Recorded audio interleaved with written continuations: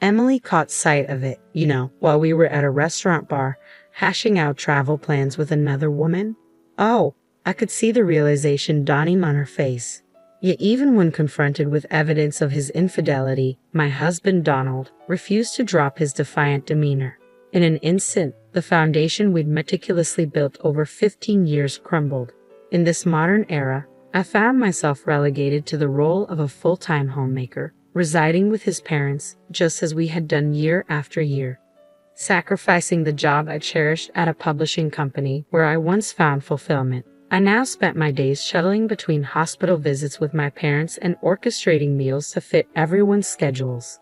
My existence mirrored that of a glorified housemaid, devoid of personal time. The only sanctuary I could claim was within the confines of our bedroom. Despite the spaciousness of our abode, I felt suffocated by the demands of this life. Yet I had chosen it willingly, driven by the desire to be by my husband's side. The thought of leaving never once crossed my mind. So when my adulterous husband nonchalantly suggested divorce, I found myself speechless, more dumbfounded than enraged. This is the tale of Sophie Johnson, turning 40 this year, bidding adieu to the husband with whom she'd shared 15 years, and embarking on a journey to rebuild her life from scratch. It all commenced 2 months prior, on the 25th, a date earmarked as payday for him, toiling away at an electronics manufacturer. Typically, his earnings would find their way into our joint account, from which I managed our monthly expenses, doling out an allowance to him. However, on that fateful day, his salary failed to materialize in our shared coffers. I brushed it off initially, attributing the anomaly to a mere glitch. Yet upon his return home that evening, I broached the subject with him, only to discover that he had redirected his earnings to a personal account. "But what about our bills?" I implored, bewildered by this sudden deviation from our established routine. He shrugged off my concerns with casual indifference, assuring me that he would cover whatever expenses arose. His back turned to me, he proceeded to undress, a tangible barrier erected between us. Questions swirled within my mind. Why the secrecy? Why the sudden distrust? In our decade and a half together, we had never encountered such a breach of transparency. We had diligently saved in our joint account, rendering any delays inconsequential. Yet here we were, grappling with a rift born of financial autonomy. As I attempted to reconcile his actions with our shared history, he lashed out, his words dripping with disdain. "It's my hard-earned money," he spat, dismissing my concerns as unwarranted reproach. In the ensuing weeks, our discord intensified. His nocturnal absences grew more frequent, his excuses increasingly flimsy. The harmony we once enjoyed dissolved into acrimony, leaving me to ponder where it all went awry. As the days stretched into weeks, I found myself shouldering the blame, questioning my own inadequacies. How had a seemingly innocuous incident spiraled into such profound estrangement? Then, one day, it all came crashing down. I received a message from Emily, a former colleague from my publishing days, proposing lunch, a welcome invitation amidst our busy lives. Though we don't connect as frequently as we once did, we make it a point to catch up at least once or twice a year. So 2 days later, we found ourselves seated in a quaint cafe in the neighboring town. Our conversation drifted to the recent transition of my in-laws into a care facility, a topic that weighed heavily on my mind. Emily listened attentively as I recounted the adjustments and challenges of this new phase in my life.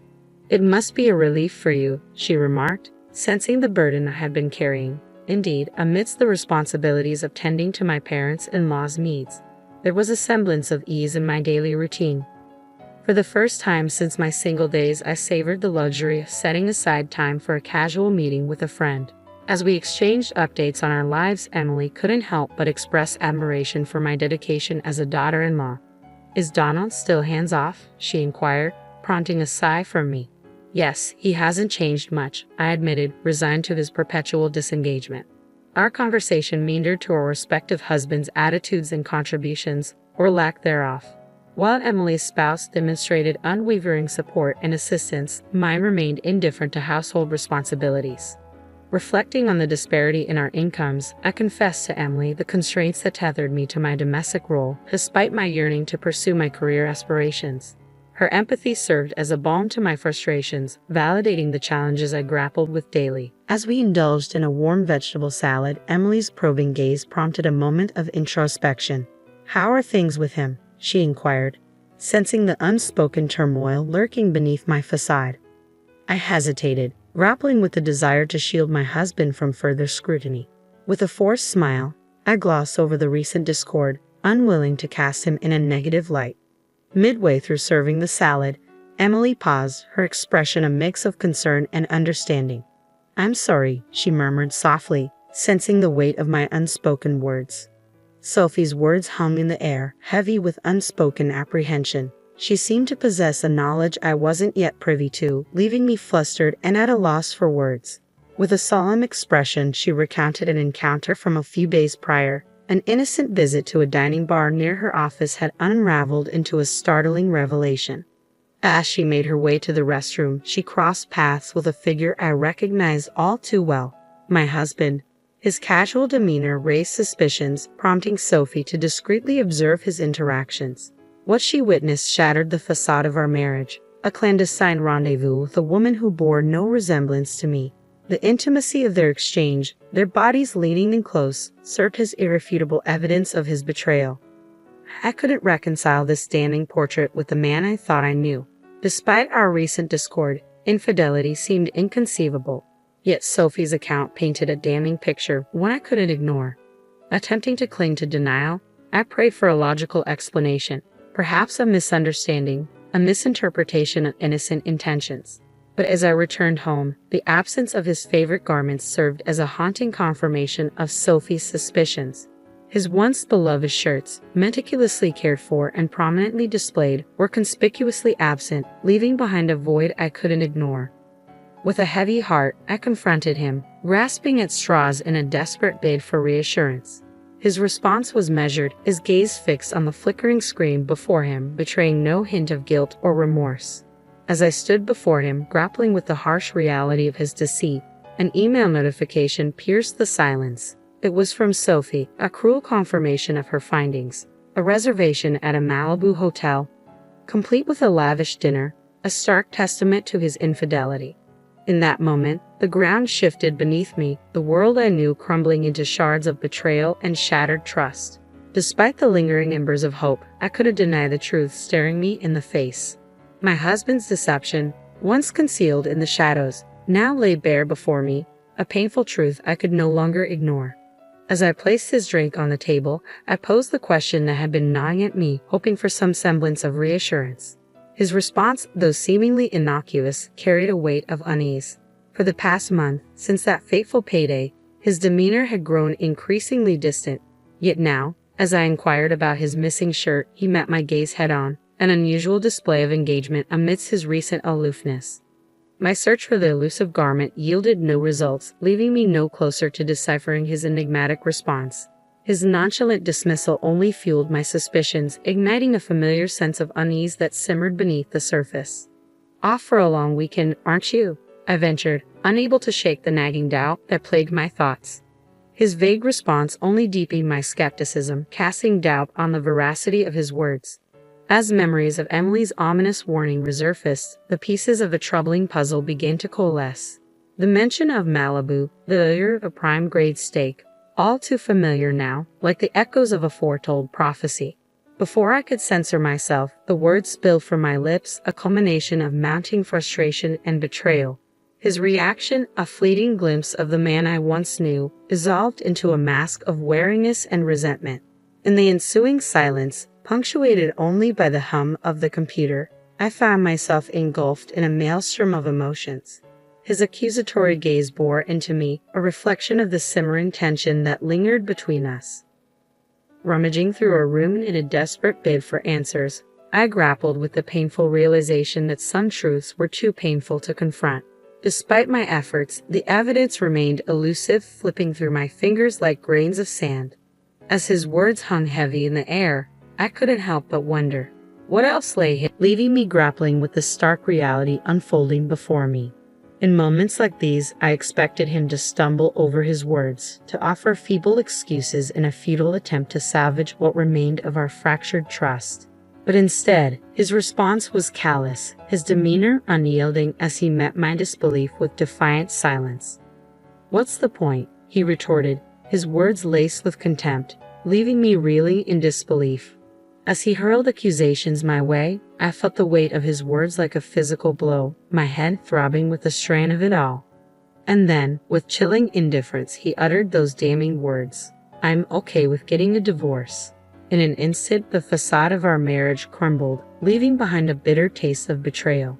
From that day forward, he treated me with a cold indifference, his indifference a cruel reminder of the chasm that had formed between us. As he brazenly communicated with his paramour in my presence, I couldn't help but wonder, was this the man I had devoted myself to for the past 15 years? As the long weekend approached, I found myself thrust into a world of deceit and betrayal, bearing witness to his infidelity in silence. Emily, my steadfast confidant, urged me to gather evidence of his transgressions, her fury mirroring my own. Together, we watched as he lavished attention upon his mistress, a vision of youth and ire. With each tender caress, each whispered promise, my heart shattered anew, the realization of his betrayal cutting deeper than I ever thought possible. As Emily captured the damning evidence on film, I couldn't help but wonder, was this the man I had pledged my life to? The truth, once concealed beneath layers of denial, now lay bare before me, leaving me to grapple with the harsh reality of his deceit. I left promptly, my heart heavy with each step as I trailed behind them, capturing their every move with my phone camera. From the moment he picked her up outside her apartment to their leisurely stroll arm in arm along Monterey Bay, I documented their every interaction, each click of the shutter accompanied by a pang of sadness. Despite the ache in my chest, I couldn't bring myself to shed a tear. Instead, I found myself transfixed by the sight of his joyful expression, a stark contrast to the turmoil raging within me. This was my day, a day tainted by betrayal and heartache. As they disappeared into the hotel, I grappled with a flood of emotions. Was this all a waste? Had I squandered 15 years of my life on a lie? If only I had known, if only I had the strength to walk away sooner. But hindsight offered little solace as I faced the harsh reality of my crumbling marriage. In the silence that followed, Emily's voice cut through the turmoil, her sudden energy a stark contrast to my despair. With each call she made, each meticulous arrangement she orchestrated, I felt a glimmer of hope amidst the chaos. Within hours, my life was packed into cardboard boxes, the familiar surroundings of our home transformed into a blur of activity. Emily's efficiency was nothing short of astounding as she coordinated every detail with precision. As we settled into her temporary abode, I couldn't help but marvel at her resourcefulness. From arranging legal counsel to overseeing the logistics of our move, she spared no effort in ensuring my well-being. Yet, as the reality of my situation sank in, a sense of unease lingered. The cost of this upheaval, both financial and emotional, weighed heavily on my mind. Despite Emily's assurances, I couldn't shake the fear of what lay ahead. But as I glanced around the half-empty room, a flicker of determination ignited within me. Whatever the cost, whatever the challenges that lay ahead, I was resolved to reclaim my life. With Emily by my side, I took solace in the knowledge that I wasn't facing this journey alone. I made these decisions without consulting him, knowing full well that he would be furious upon his return from his trip. As our relationship continued to deteriorate, I sank into a deep depression, grappling with the weight of my choices. It was then that Emily's reassuring slap on my back jolted me from my despair. Being the homemaker is a respectable job, she reminded me, her words a balm to my wounded spirit. The money you've saved from being frugal is yours, and it's his fault. He promised to transfer the necessary funds after all. Let him foot the bill for your independence. Her words struck a chord within me, stirring a newfound sense of resolve. With one last glance around the house we had shared for 15 years, I felt a surge of determination wash over me. Perhaps I had underestimated my own strength all along. With Emily's unwavering support, I embraced the next chapter of my life with newfound courage. As I left the familiar confines of our home behind, I couldn't help but marvel at the transformation that had taken place within me. On the last day of the long weekend, I made the decision to sever ties with my husband once and for all. With trembling hands, I answered his call, steeling myself for the confrontation that lay ahead. "You said you were okay with a divorce, right?"